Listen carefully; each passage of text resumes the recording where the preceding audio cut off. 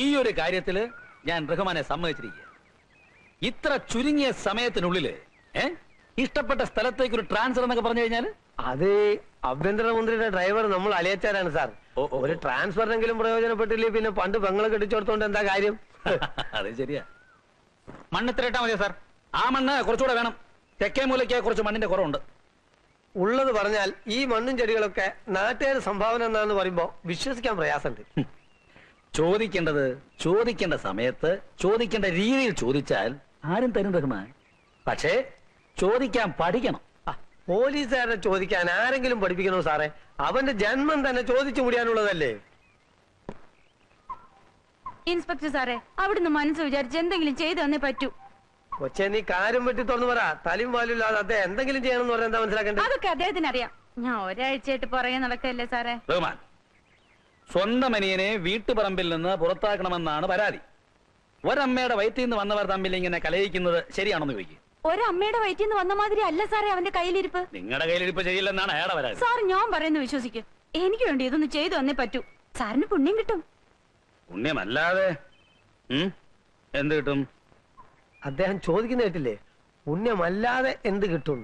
എന്ത് കൊടുക്കും? അയ്യോ, ഞങ്ങള് പാവത്തുങ്ങളാ സാറേ. ആ, ഒരു 500 രൂപ കൊണ്ടൊന്നെല്ലാം ശരിയാകാം എന്ന് വേണമെങ്കിൽ എനിക്ക് പറയാം. പക്ഷെ ഞാനത് പറയില്ല.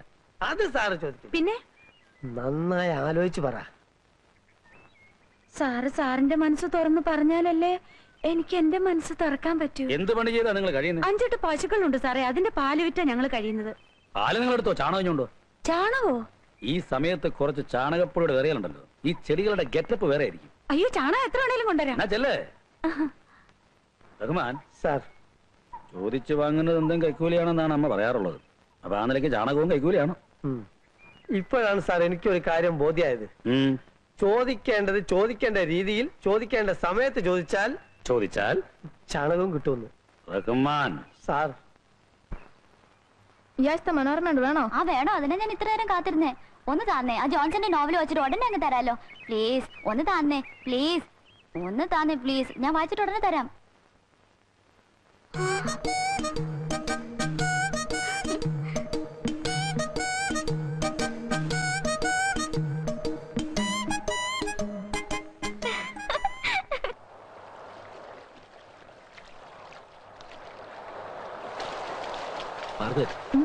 എന്ത് പറ്റി തനിക്ക്? എനിക്കറിഞ്ഞൂടാ. ഇതുവരെ എനിക്ക് ചെറിയാനോട് മിണ്ടാനും പെരുമാറാനും വിഷമമില്ലായിരുന്നു. പക്ഷേ അന്നെന്നോട് ഐ ലവ് യു എന്ന് പറഞ്ഞില്ലേ, അതിൽ പിന്നെ എനിക്കും അങ്ങനെ തന്നെയാ. ഉണ്ണാൻ ചെന്നിരുന്ന പാത്രത്തിൽ മാർഗരറ്റ്, കൈ കഴുകാൻ ചെന്ന വെള്ളത്തിൽ മാർഗരറ്റ്. ചെറിയാനെ, എനിക്ക് ജീവിതത്തിൽ കിട്ടാത്തത് ഒന്ന് മാത്രമേ ഉള്ളൂ, സ്നേഹം. എന്റെ കയ്യിൽ സ്നേഹം ഇഷ്ടം പോലെയുണ്ട്. പക്ഷെ സ്വസ്ഥത അതൊരു തരി പോലും ഇല്ല. എന്താ ചെറിയാൻ ഇത്ര വിഷമം? ആ, വയസ്സ് ഇത്രയൊക്കെ ആയില്ലേ. ഇനി ഒരു ചെറിയ ബിസിനസ് തുടങ്ങണം. അതിനു മുമ്പ് കുറച്ച് സ്ഥലം വാങ്ങണം. ഒരു ചെറിയ കെട്ടിടവും വയ്ക്കണം. എന്നിട്ട് വേണ്ടേ മാർഗരറ്റിനെ കൂട്ടിക്കൊണ്ടുപോവാൻ. പക്ഷെ അതിനൊക്കെ ഉടനെ കുറച്ച് പണം വേണം. അതിനെപ്പറ്റി ഓർത്ത് വിഷമിക്കണ്ട. ആവശ്യമുള്ള പണം ഞാൻ തരാം. Thank you. എന്നാ നമുക്കൊരു സിനിമയ്ക്ക് പോവാം. ചെറിയാന് വേറെ ഒന്നും എന്നോട് പറയാനില്ലേ?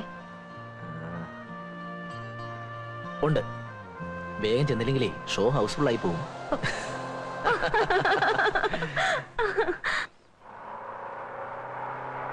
എല്ലാം കൂടെ നീ എടുക്കണ്ട. ആ പാക്കറ്റ് ഞാൻ തരാം. വേണ്ട ഏട്ടാ, ഞാൻ വെച്ചോളാം. ചേട്ടന് മാത്രമേ ഉള്ളൂ എന്നോട് ഇത്രയും സ്നേഹം. ആ പിശാരി ചേട്ടൻ സമയം കിട്ടി അപ്പൊ എന്നെ കുറ്റപ്പെടുത്തും. അപ്പൊ ചെറിയാനോ? ആ ചേട്ടൻ പിന്നെയും ഭേദാ. അയ്യരെങ്ങനെയുണ്ട്? അങ്ങേരെ ആള് പോവാ. പക്ഷെ എന്നെ ഭയങ്കര പേടിയാ. എപ്പോഴും എന്റെ കൈയും കാലും കാണിച്ചോണ്ടിരിക്കണം. അങ്ങേര് വീട്ടിലേക്ക് ഒരു സാധനവും മേടിക്കത്തില്ല കേട്ടോ. എല്ലാം നമ്മുടെ വീട്ടിൽ നിന്ന് ഓസാ. ഏതായാലും നീ ആരെയും വെറുപ്പിക്കണ്ട. അവരെല്ലാം നിന്നെ പറ്റി നല്ലത് പറയുന്ന കേൾക്കാനാ എനിക്കിഷ്ടം. ചേട്ടനെന്ന് വീട്ടിൽ പോയിട്ട് ഇനി എന്ന് വരും? 2 ദിവസത്തിനുള്ളിൽ. വീട്ടിലാരൊക്കെ ഉണ്ട്? 2 കുഞ്ഞുങ്ങള്. യോ, ചേട്ടൻ കല്യാണം കഴിച്ചാണോ? കല്യാണമൊന്നും കഴിച്ചിട്ടില്ല, പക്ഷെ 2 കുഞ്ഞുങ്ങളുണ്ട്. എങ്ങനെയാന്നായിരിക്കും? എന്റെ അച്ഛനും അമ്മയും. ഇതിന്റെ ഒന്നും ആവശ്യപ്പെടില്ല. അഹങ്കാരം കൂടുന്നു. പോടാ. നിനക്ക് തൃപ്തിയായോ? ഇത്രയും ആളുകളെ ഇവിടെ വിളിച്ചുകൊണ്ട് കഴിഞ്ഞപ്പോ നിനക്ക് തൃപ്തിയായോ? ഇതിനെല്ലാം കാരണം നിങ്ങൾ ഒരുത്തനാ. ഞാൻ ഇനി എറിയോ? ഇനി എറിയോ?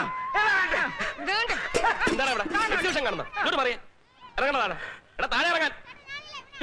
പോടാ പോയിരടാ.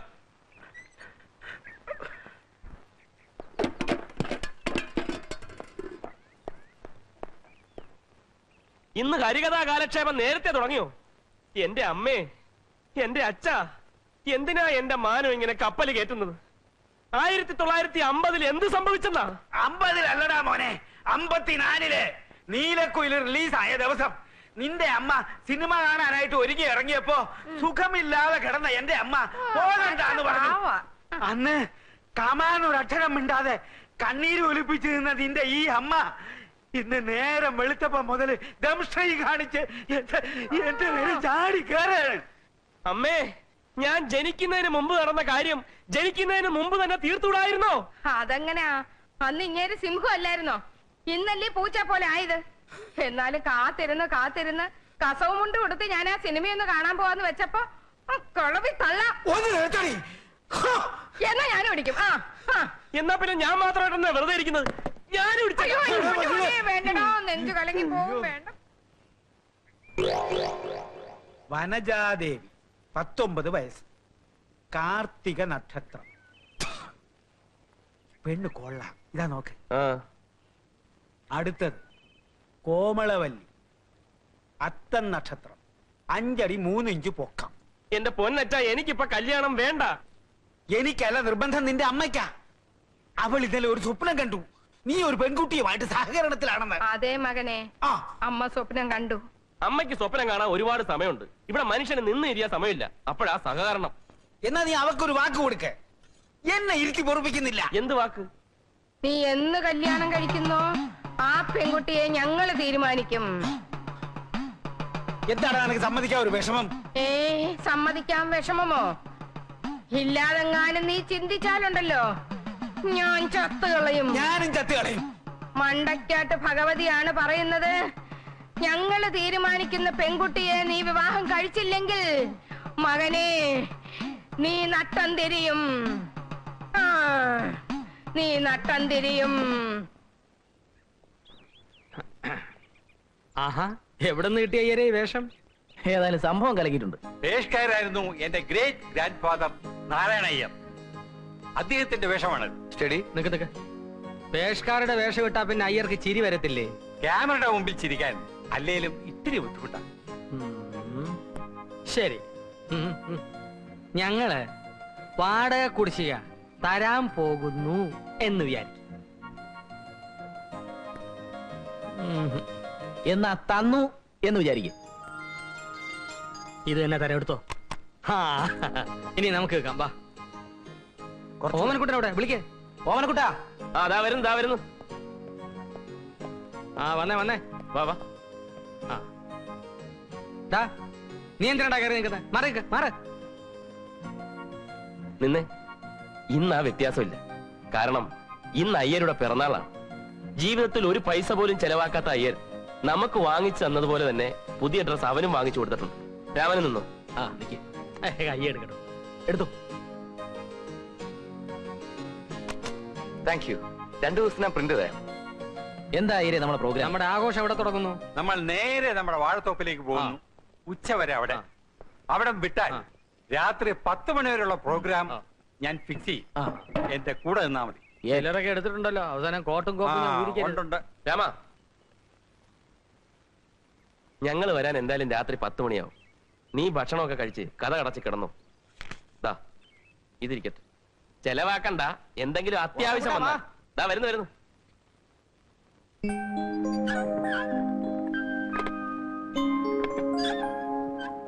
ഓമനക്കുട്ട പ്ലീസ് പറയുന്ന. നീ എന്തെല്ലാം കാര്യങ്ങൾ എന്നോട് പറഞ്ഞിട്ടുണ്ട്. ഞാൻ ഇതുവരെ അതൊക്കെ ആരോടെങ്കിലും പറഞ്ഞിട്ടുണ്ടോ? ഇത് പക്ഷെ അങ്ങനല്ല. ഓമനക്കുട്ട, നീ എന്നോടല്ലേ പറയുന്നത്? ആരോടും പറയില്ലെന്ന് സത്യം ചെയ്. ആരോടും പറയില്ല, സത്യം പറ. അയ്യരുടെ ബർത്ത്ഡേ കൊണ്ടാടാൻ പയ്യനെ വീട്ടിലാക്കിയിട്ട് ഞങ്ങൾ വാഴത്തോപ്പിലേക്ക് പോയി. രാത്രി 10 മണി കഴിഞ്ഞ് മടങ്ങി വരാനായിരുന്നു ആദ്യത്തെ പ്ലാൻ. വാഴത്തോപ്പിൽ തകർത്തോണ്ടിരുന്നപ്പോഴാ നമ്മുടെ MD-യുടെ ഓപ്പറേഷന്റെ കാര്യം ഞാൻ ഓർത്തത്. അവരോട് കൊണ്ടാടിക്കൊള്ളാൻ പറഞ്ഞിട്ട് കൃത്യം 5 മണിക്ക് ഞാൻ വീട്ടിൽ തിരിച്ചെത്തി.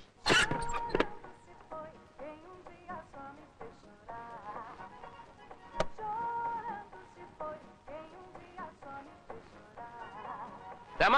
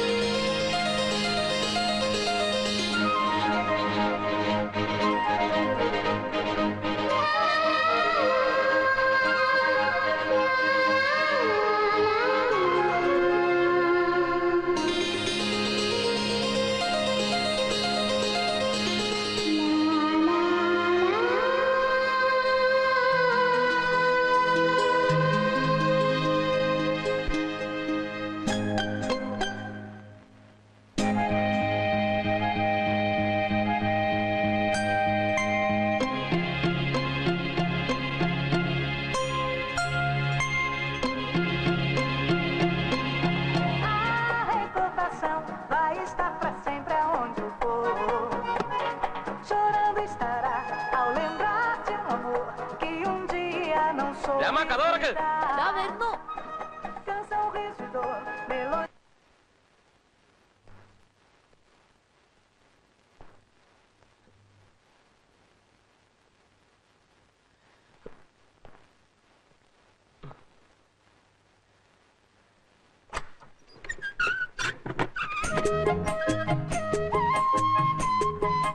ചേട്ടൻ രാത്രി 10 മണിക്കേ വരുമെന്ന് പറഞ്ഞിട്ട് ദേ ചേട്ടൻ നല്ല വേർക്കുന്നു.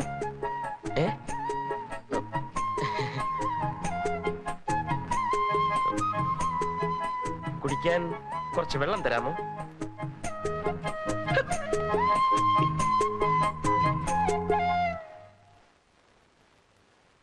നീ ബാക്കി നടന്ന കാര്യങ്ങളൂടെ പറ.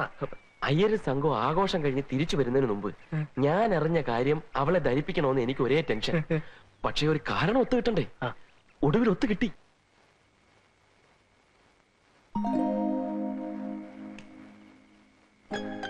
അതെ, പിന്നെ